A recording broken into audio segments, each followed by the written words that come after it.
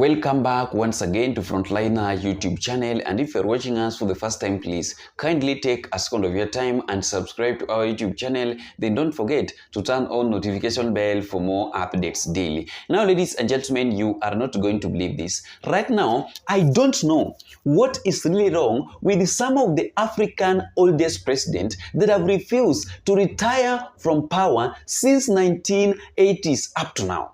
Whereby, as I'm talking to you right now, a sitting president of Uganda since 1980s, Yoweri Kaguta Museveni, who is also preparing himself on the ground to make sure that he is going to defeat his opponents, Bobi Wine, on the ballot box ahead of the early next year in 2026 January presidential voting, is now claiming that Indian Ocean is part of Uganda.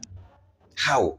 Yani saizi, Yoweri Kaguta Museveni is now using words to campaign, the words that the people of Uganda can hear. Ataki kuongelea kitu ingine yenye watu wa Uganda wataanza kupiga kelele. No. He's now telling the people of Uganda that if you can elect me again as your president beyond 2026, and I will make sure that Indian Ocean is part of Uganda. How? Saizi ana claim together with his son Muhozu, and allow me to read for you the statement from his son. If my father gives me the green light, it will take me only 8 hours to capture Indian Ocean from Kenya and make it a property of Uganda. How surely? I think that Indian Ocean is a property of continent, but not a property of a single country in Africa. How? How can you claim that Indian Ocean is part of Uganda? Surely. Hata kama una maneno ya kuconvince watu wa Uganda, why don't you look for something that is well meaningful? At Indian Ocean is part of Uganda. How?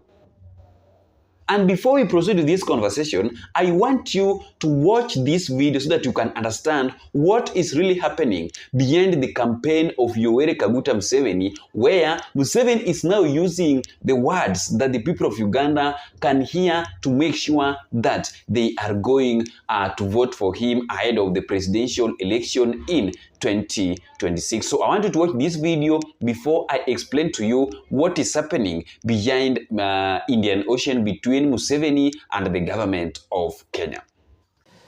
The Ministry of Foreign Affairs has downplayed threats of war issued by Uganda's President Yoweri Museveni over access to the port of Mombasa and the Indian Ocean, insisting Museveni is well aware of international territorial laws. But experts warn that his remarks, including a claim that he, quote, owns the Indian Ocean through Kenyan transit, risk straining bilateral relations and the cohesion of the East African community.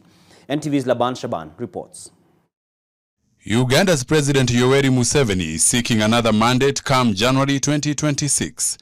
Museveni is eyeing his 8th consecutive term since seizing power in 1986. Come and you stand around here, and I don't have the strength to go and stand there. It is against this backdrop that the former rebel leader has had tongue-wagging remarks touching on Kenya-Uganda relations and the right to access the Indian Ocean when he was unpacking his manifesto during the weekend.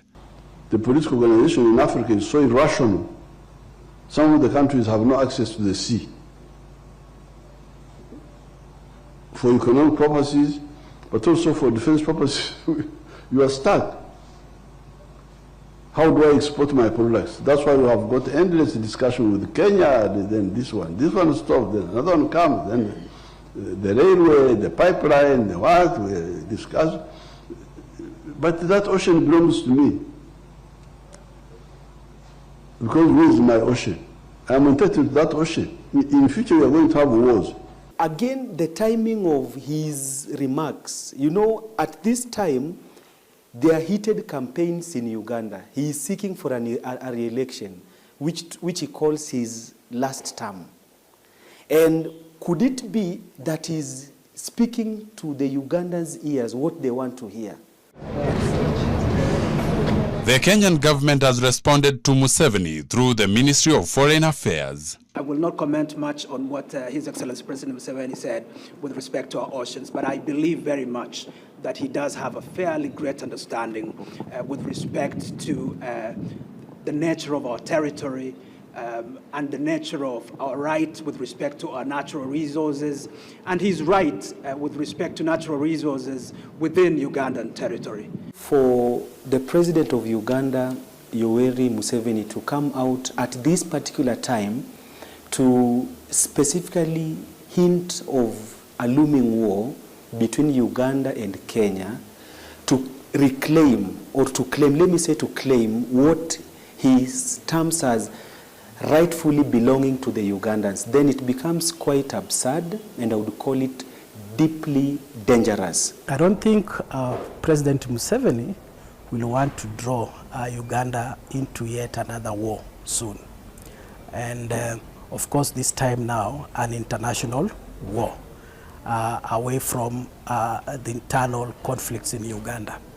And I think Ugandans are also aware of this, and history has it that when Uganda waged war against Tanzania in 2 occasions, it suffered most during the War of Mutukula of around 1969-67, and then the Sabasaba War of 1977. Security analysts read Museveni's tone as more than frustration, a reflection of landlocked nations' vulnerabilities in a region where maritime control definitely means leverage. And therefore, the argument perhaps of the landlocked states laying claim that is going against the United Nations law of the sea is subject to rational thinking of many states which are landlocked and have a rallying call.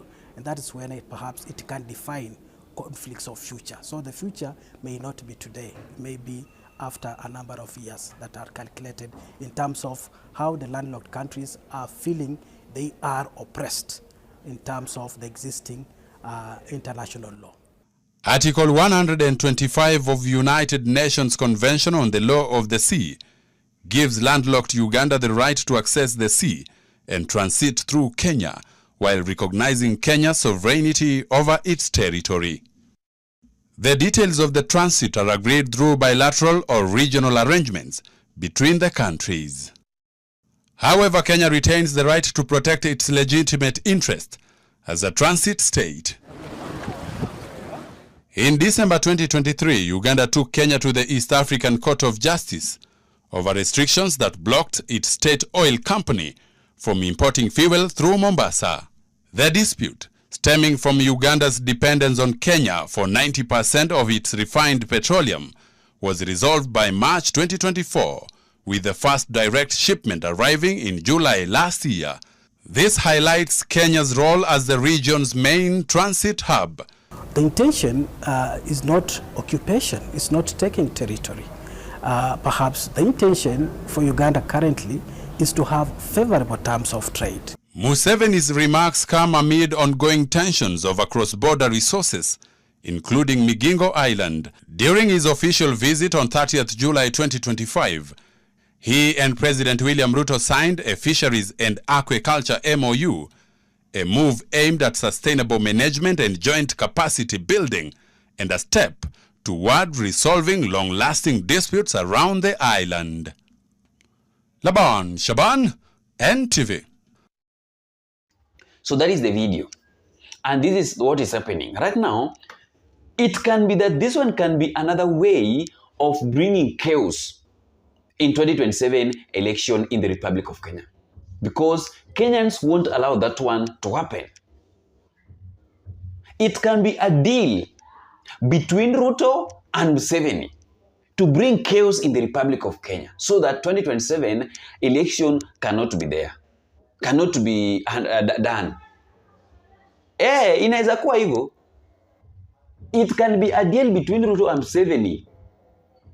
Maybe there is something that they want to pass, and they want to pass is by confusing Kenyans so that we can have much focus on the Indian Ocean being taken away from Kenya to Uganda. How? I don't have much to talk about concerning to that Indian Ocean being taken to Uganda, but I know that those are just sweet words. that Yoweri Kaguta Museveni is now using to convince the people of Uganda so that they can vote for him, telling them that if you can vote for me as your president again, since as your president beyond the 2026 election, then I will make sure that this and this is happening, that all Indian Ocean is part of our country as the people of Uganda. Mtu asiwadanganye. Museveni is trying to use words that the people of Uganda can hear. Because right now, it is a time for election, for campaign in two countries, that is Kenya and Uganda, whereby in Uganda, the election will happen next year in 2026, early January, and in Kenya, the election will happen next 2027 on 10th August, whereby we are only remaining with less than 22 months for us to face different candidates on the ballot box ahead of the presidential voting. Thank you so much, and may God bless you. See you in the next video.